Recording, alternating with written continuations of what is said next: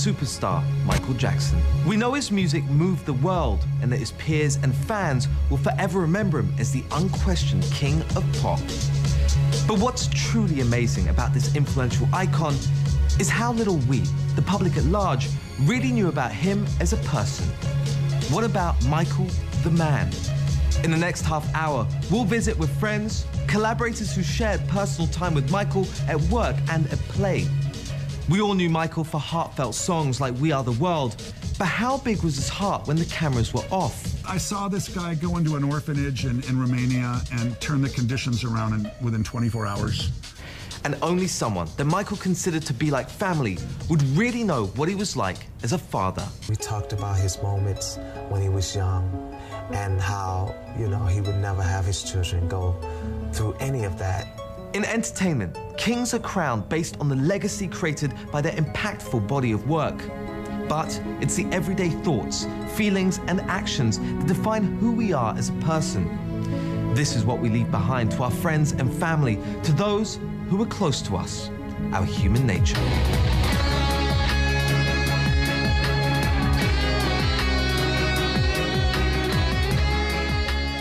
I'm Tim Cash, and welcome to Michael Jackson's Human Nature. To most of us, Michael was larger than life, both as a performer and as a humanitarian, and he often seemed to operate in his own way. What few people know about him is that, hey, the man loved to go out and party once in a while. But don't let me tell it, it just so happens that Michael knew an expert on the subject, Diddy. It probably goes without saying that if you're not on the list for a Diddy bash, you're not getting in.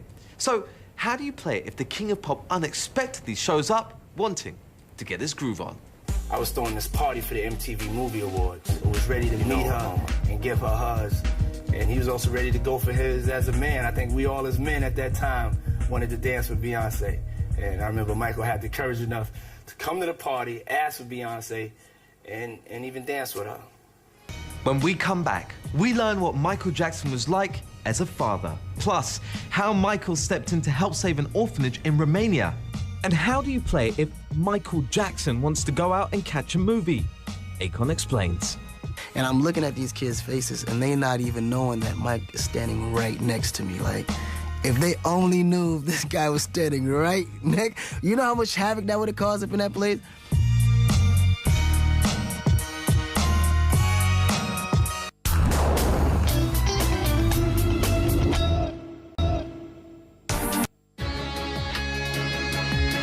Studio and I played him some beats, and just to watch like how Michael Jackson basically like would listen to music, and you know he would tap his feet and then he would move his head, and like you hear like this beatbox like coming from his mouth, like while he's hearing the music, he's actually like timing the rhythm and the whole thing.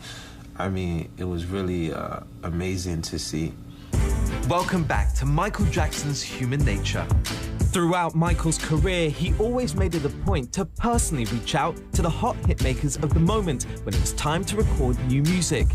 And rarely did these star artists miss an opportunity to work with the king of pop. One artist who got that opportunity was Akon. A couple of years ago, Michael invited him to a studio in hopes of writing new music. What resulted was one of the most memorable moments of Akon's life. Like, my favorite moments was the day we actually met, because I didn't expect him to be that cool. You know what I'm saying? I'm expecting him to be this just diva, just, you know, hard to deal with, barely speak, you know, gotta send his message through somebody else. You know, like, these are the stories that you hear. You know, so I'm going upstairs and I knock on the door, and his bodyguard opens, said, okay, he's waiting to meet you. So I walk in, and he's in a spinning chair, but he's facing backwards.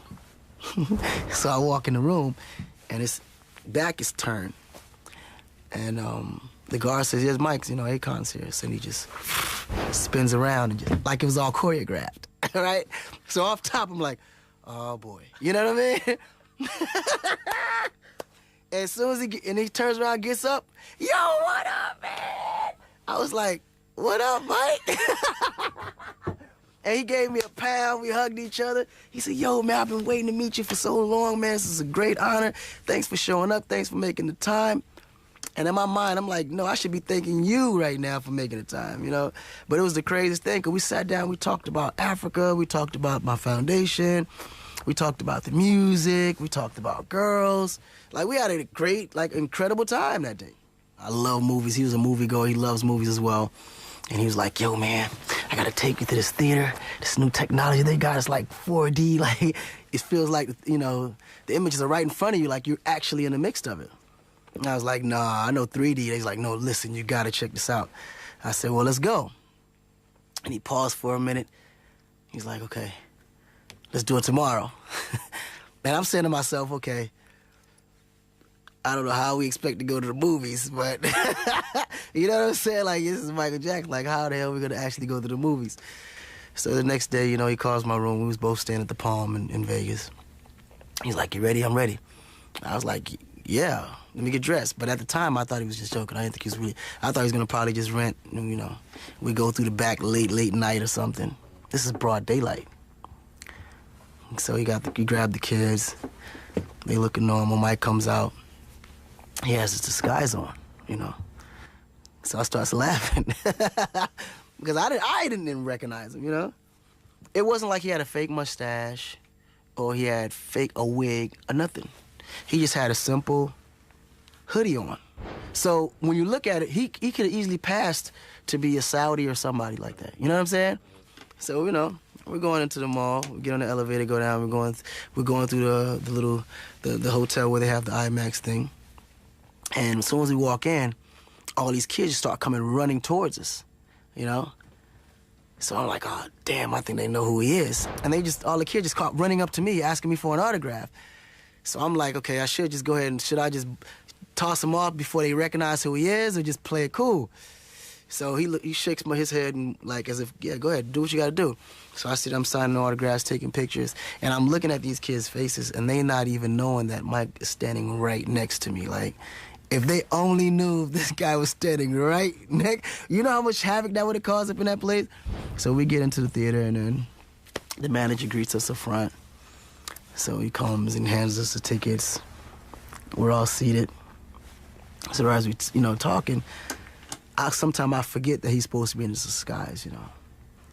And I keep calling him Mike. Right, and this little girl hears us. She's like, and she looks over, and I think she recognized him. Like, I really think she did. So then when I realized she was peeping, then I start calling him Dave. But she wasn't stupid. So she runs up, shoo, full speed, goes all the way to the top of the theater. And I see her whisper. And I look up, and the girl's just pointing. And I know she's not pointing at me. Like, I didn't know this. And I think he kind of felt it, too. So right before the movie was over, we just all got up and started walking out. But by the time we got to the car, everybody in that place knew that possibly that could have been him. It was just the funniest thing, man. He was extremely funny, you know, he tells jokes, he laughs a lot, he just liked to have fun. Michael definitely had a sharp sense of humor, but when it came to making music, Akon remembers him being all business. Well, a lot of our memories in the studio was a lot of it work because he was so focused on trying to get the right material out that we didn't really play around in there. You know what I mean? Like, we talked, but we rarely joked. Because at that moment, regardless of what we was doing then, let's get serious. And let's really do what we came here to do. He was never satisfied. Like, we might have passed up ideas that I know for a fact in my heart was smashes. He'd be like, nah, we gotta come up with better. We gotta come up with something better. I'd be like, Mike, you can't get no better than this. What do you mean? No, trust me. If we can create this, we can create better. So it was us over, and I promise you, as soon as we create something better than that, he'll say, we can do better. So we could never do better.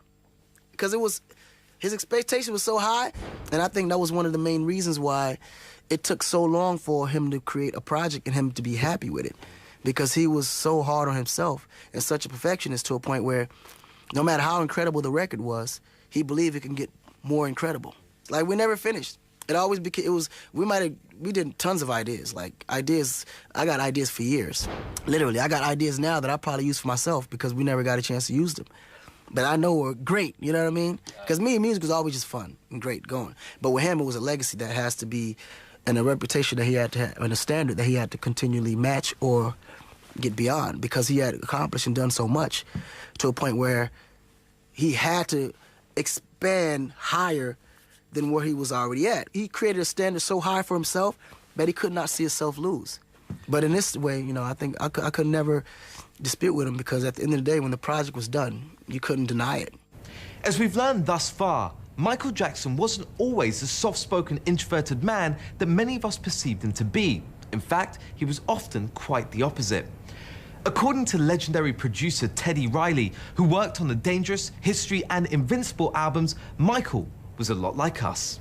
He loved to bowl, play practical jokes on people, and beatbox to songs he had stuck in his head. But it got truly real when it came to Michael's kids. According to his friend, they were undoubtedly the love of his life. On the Invincible album, we worked in New York, and he had his children in New York, and I felt so nervous meeting his children, but he brought them in and he said, I want you to meet Paris and I want you to meet Prince. And I said, wow, cool. He's like, okay, they're coming in now. Just have a seat, sit down, sit down. I was like, okay. It was like, almost like you're meeting a brother's children, you know, for the first time. It's like my big brother, and I'm about to meet my niece and nephew. And they walked in playful, and were like, so this is Theodore. He didn't say Teddy, he was like, this is Theodore. And they were like, hi, Theodore. And it was just the greatest feeling. I felt like I was part of the family. With his children, it just gave him even more of a realness. He reads them a book every day. When we were in Virginia doing the Invincible album, it was not one day miss reading the children something. So that showed me right there, he's an incredible father. We talked about his moments when he was young and how, you know, he would never have his children go through any of that. He would never scold them. You know, it was just not the answer. And he knew, you know, he just like, I would never have them go through the same thing ever in their lives. He's like, I think the best scolding for children is time out. The best scolding for children is let's read a book.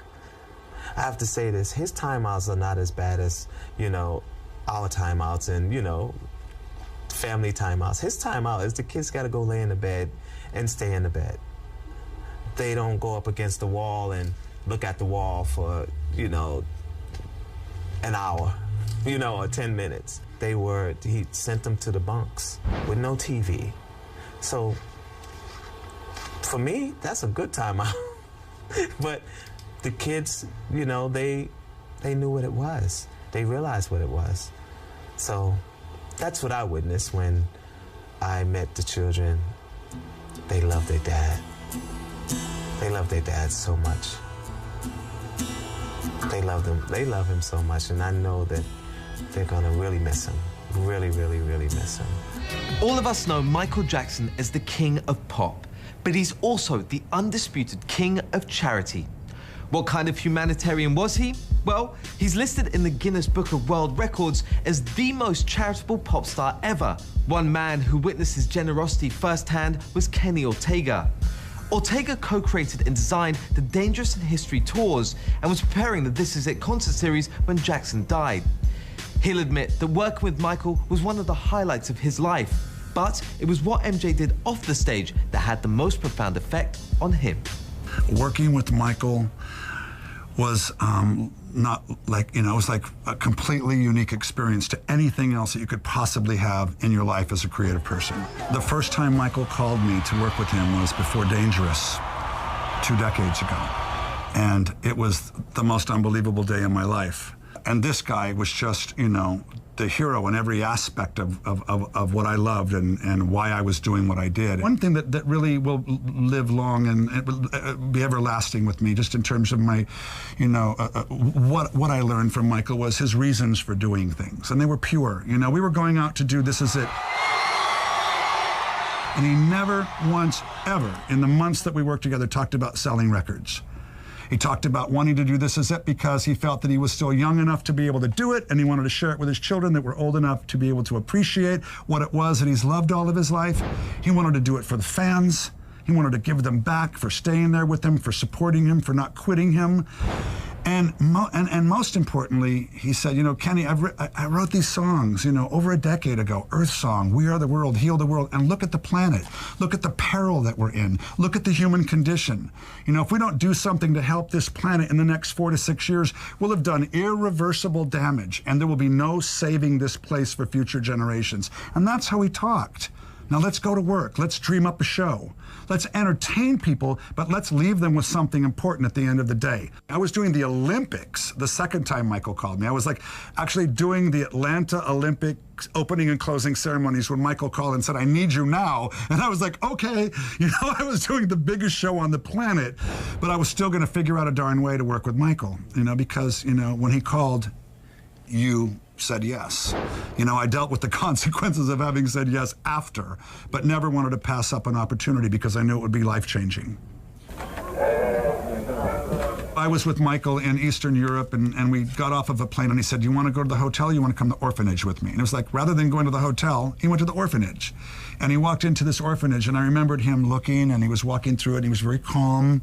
The promoters were there, and he was looking around, and the conditions were pretty grim. And I saw him whisper to someone, and then whisper to someone else, and he was, you know, moving through and interacting with the children. And then later I found out what he had whispered, and it was, you know, this orphanage will be turned around. There will be new beds in here. There will be clean sheets in here. There will be more people in here taking care of these children by tomorrow, or I'm not going to go on stage. I saw this guy go into an orphanage in Romania and turn the conditions around within 24 hours. Another thing that I'll always remember about him. You know, this guy had the biggest heart of anybody and really, really did care about improving, you know, the human condition, especially for children. That was part of his mission. While he was on tour, you know, he always wanted to know what he could do in each place so that when he left the place better, having been there. You know, and how many people can you say that about? Amazing story. And like the other stories told here, it provides a little more insight about Michael as the real person behind the influential icon. Michael Jackson, the man, will definitely be missed, but there's no doubt that his music and memory will live on forever.